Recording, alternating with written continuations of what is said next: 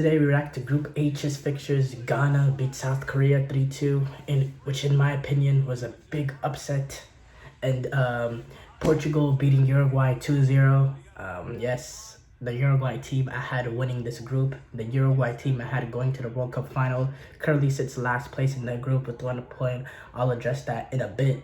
But first of all, I want to talk about Ghana, South Korea, a game in which I thought South Korea played the better game. They had more quality. They controlled the midfield better. They were able to get the ball into the other team's box better. The only thing is, in between the two boxes, South Korea were the better team when you see the stats. 64% possession, 36% for Ghana, 22 shots to 7 shots on target to 3 shots on target for Ghana. But the main difference was the play in between the two box. Ghana, whenever they got the balls in, they got a great set piece delivery. They scored 2 goals off set pieces, which were both great set piece deliveries.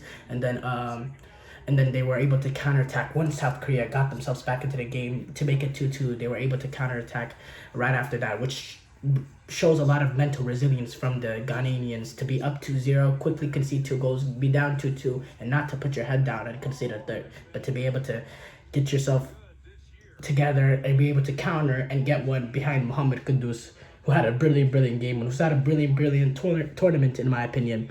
But yeah, I thought Korea was vastly the better team. I thought they controlled the midfield brilliantly. I thought they got the ball, but the problem was they lacked that finishing in the final third. Despite the 2 goals that they scored, the amount of chances they created, especially in that last 10, 15, 20 minutes, they had like 15, 20 crosses in the box and no one could get their head on the end of it or a foot on the end of it and direct it into a goal. I thought South Korea will be kicking themselves that they didn't forget losing the game. They should have earned all 3. They were the better team. They had showed they have more quality than, they don't have the more quality players per se, but as a team they have more quality than Ghana. They played better football, but they weren't able to capitalize in this sport, especially in the World Cup.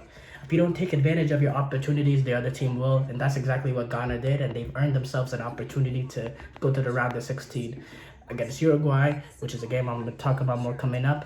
But here, talk about Portugal beating Uruguay 2-0. A Portugal team I think is very overrated. I've said this many times, and a Uruguay team I think is very underrated. Well, today went the other way. Portugal won the game 2-0.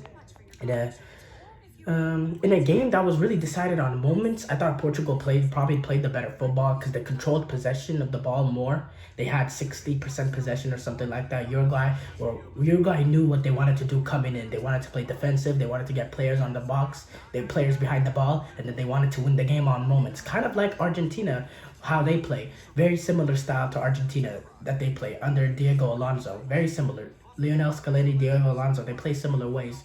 And Uruguay, in my opinion, Uruguay actually did what they wanted to do, and they almost executed the plan. I mean, Bentancur has a one-on-one opportunity, I think like 25, 30 minutes in. He scores that one-on-one opportunity. This is a completely different game.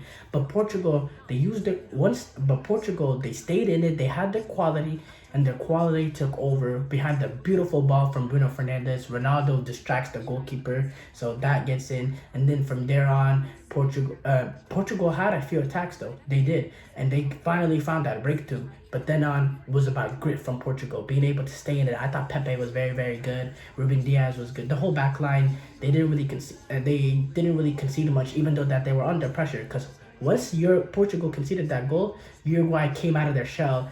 And I think the thing that should concern you for Portugal is once Uruguay got out of the shell, Portugal weren't able to take advantage of it on the counter.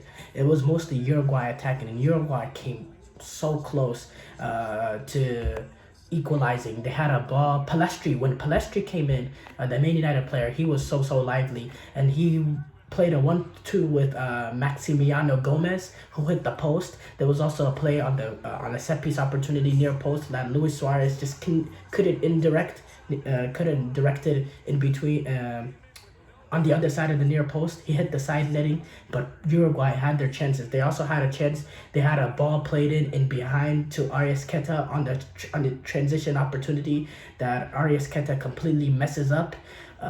But for me, Uruguay had their chances to equalize in this game. I thought Uruguay played exactly how they wanted this, but certain key moments, certain key moments that usually go their ways throughout World Cup qualifying did not go their way this game. They didn't get that breakthrough whenever they didn't take advantage of that breakthrough through Bentancur, which is the perfect, literally what Diego Alonso wanted, because he knows this. They don't have as much quality as Portugal, so he can go and attack them, but he has a way of playing, and I thought they executed it good. I thought Portugal was also very, very good. This is not the same team that we saw in the Euros. This is a team that's able to control the game with the ball, that's able to use their quality, that's able to get people forward and be able to attack. I was kind of impressed with Portugal, especially in that first half, but that second half, for me, I didn't think so. I just think that they had that one moment of quality from Bruno Fernandes, and apart from that, they didn't really do much going forward, which is concerning. And the most concerning is the fact that they couldn't take advantage of Uruguay on the counter once Uruguay came out of the shell, once they conceded. That also should be concerning for Portugal. But for me, I didn't, Uruguay are not going to win this group anymore. It's mathematically impossible. They only have 1 point while Portugal have 6. But Uruguay are still alive in this group.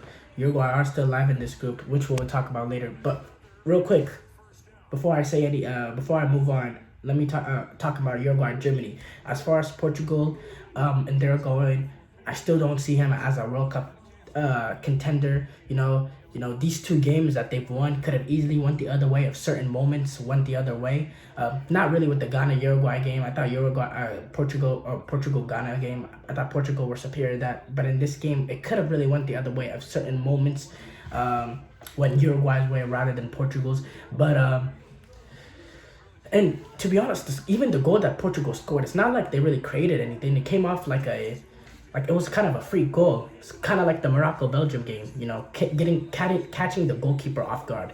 But yeah, I can't see this Portugal team really going far into this tournament. I think any good team they face in the knockout stage, that they'll get eliminated.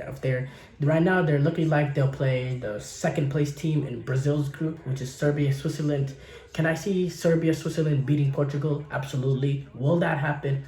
Probably not. But I think the later rounds, whenever they have to face like a France or an Argentina or Brazil or Germany or something like that, I think then that they'll go home, because they don't have that little bit of oomph that you need in this tournament. So yeah, I still don't believe much in Portugal. And Uruguay, as far as Uruguay, it really comes down to get the 3 points against Ghana and hope South Korea doesn't beat Portugal, which I think those 2 results are likely. But Uruguay gotta have the moments. They've had their moments against South Korea, hitting the post twice, playing a ball into Nunez that was off from, I believe it was, what was his name? It was off from, here, I have his name right here. Was it Oliveira? Oliveira played a ball into Nunez that was a little bit off. You got to take advantage of those certain moments, because the way Uruguay plays, they don't create a lot of chances, but they get 1 or 2 moments that they always take advantage on. If they're able to take advantage of those moments, then yes, they will beat Ghana, because they just overall have more quality than Ghana. They're a better team than Ghana. So they just need to get those 3 points and hope that Portugal don't allow South Korea to win. And I think those 2 results are likely, despite the fact that Portugal will rest a lot of players. I think those 2 results are likely. So I have Portugal winning this group and Uruguay moving on second.